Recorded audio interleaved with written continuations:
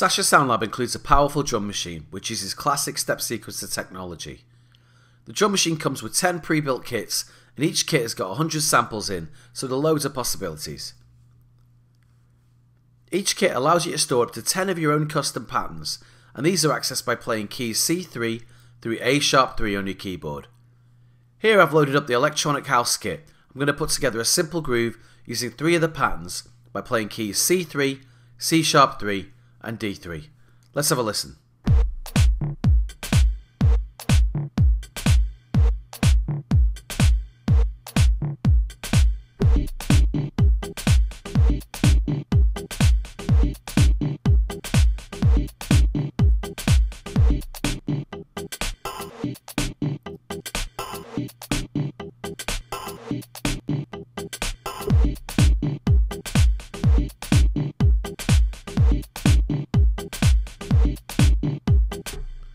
Okay, now you've got an idea of how you can use simple preset patterns as building blocks for full grooves.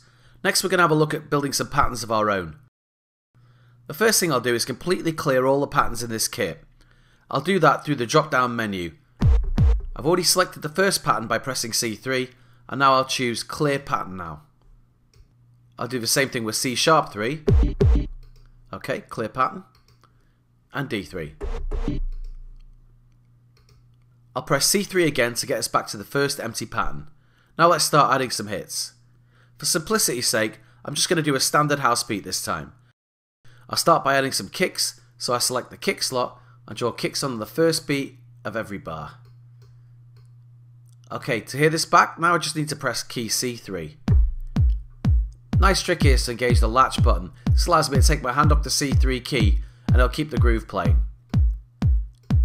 That'll continue playing until I press C3 again to turn it off, or to press a different note to trigger a different pattern. Finally, I'm going to add a last kick in the end of the bar as a fill, and you'll notice by drawing in a smaller hit, I'm getting a lower volume or velocity. Alright, let's add a snare or a clap now. I'm going to choose the snare slot and draw in a couple of hits. That sounds okay, but I want to check out some different options. So I'm going to use the snare 1 drop down menu and it gives me 10 different options for snares or claps.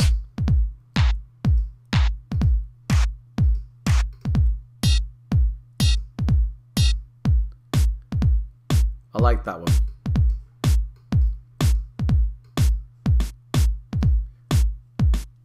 Okay, now an open hi-hat.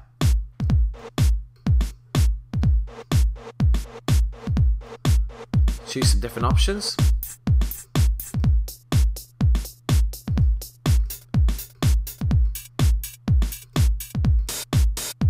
I still like number 3 the best. Seems to fit well with the groove we've got.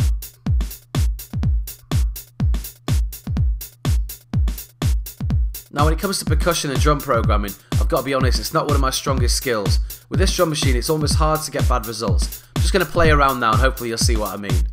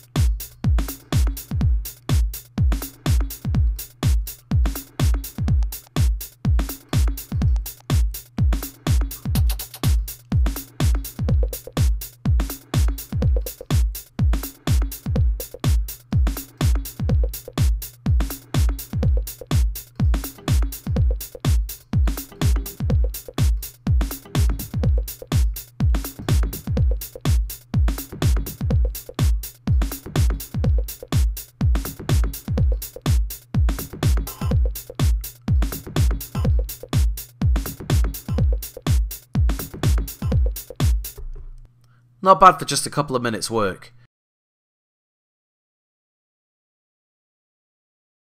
Okay, let's add some effects to spice up the pattern.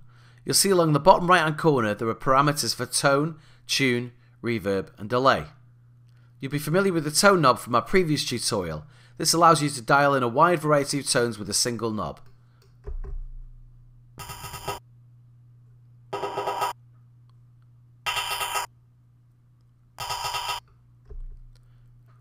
The tune parameter does exactly what you'd expect. It affects the pitch of the sample. In this case, I'm just going to load in a kick pattern.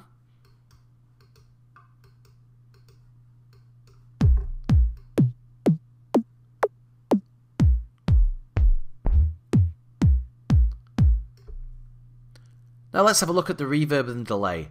These are what we call effect sends. I'll just drop in a snare here and make sure it's selected.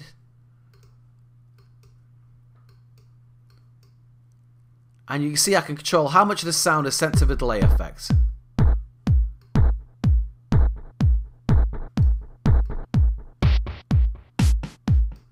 And it works just the same with the reverb.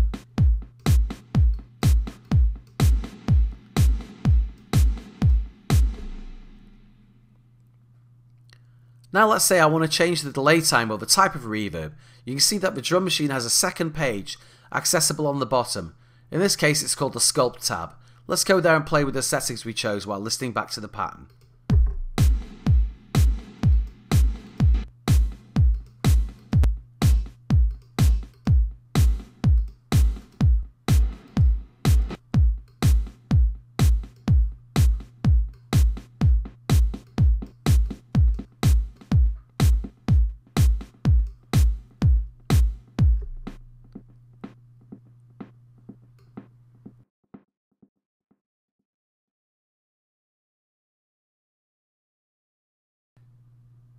Okay, that's great, but let's say we just want to add delay to the second snare but keep the first one dry. We can do that through the mod mode.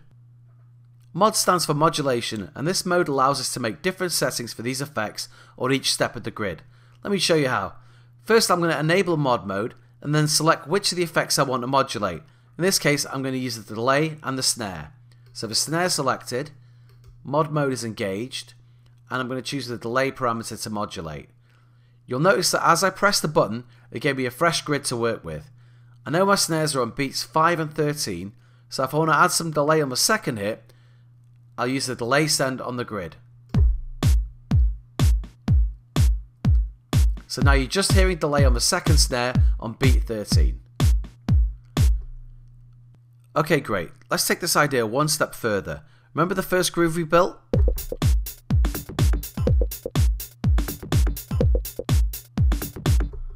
What about if I want to play with the pitch of the percussion I added near the start of the bar? I can use mod mode for that as well. I'm going to select percussion 1 and then choose tune. Again, I get a fresh grid. I can add pitch changes.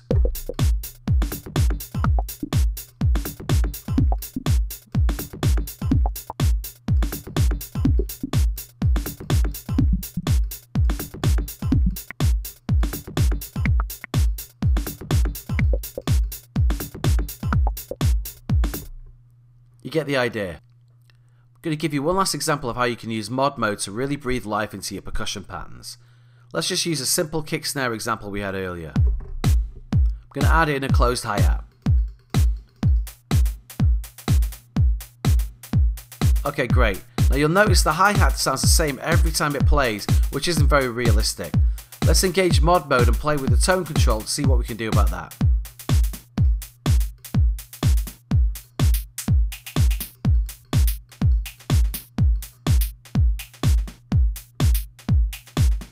Sounds better already.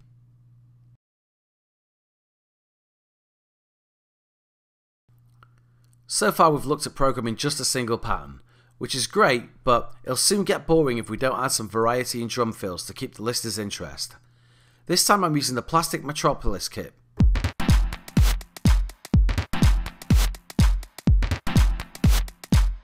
I've got a pattern created on C3, and patterns C#3 and D3 are blank. First thing I want to do is duplicate the pattern on C3 to those two blank slots.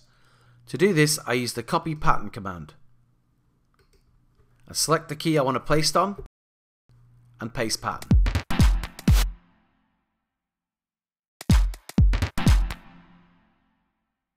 Okay, so now I've got an identical pattern on all three keys. I'm going to make some adjustments to the second pattern on C#3.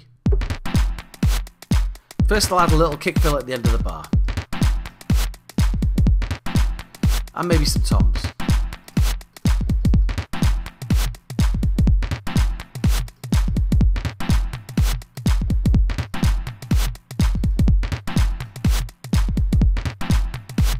Now I'm going to play between the two patterns so you get a feel for the changes.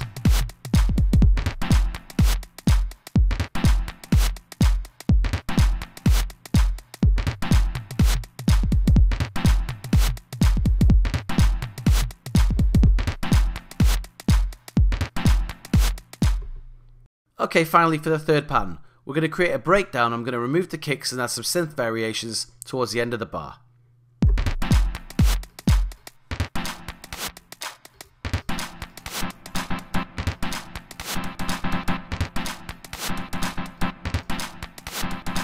And maybe a few toms. Let's put it all together now.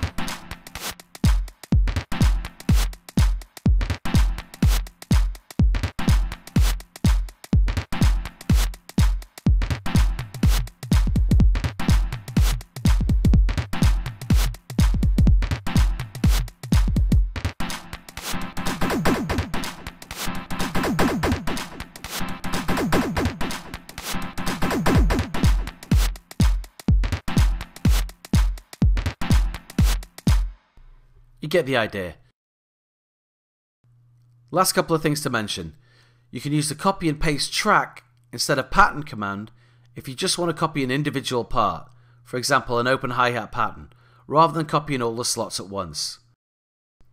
And very last, if you find it tricky to switch between patterns at just the right moment, engage the quantize switch, which will change patterns perfectly at the end of each bar. Try it out and see for yourself. That's it for the drum machine tutorial. Thanks for watching, and don't forget to check out the rest of the videos in the series.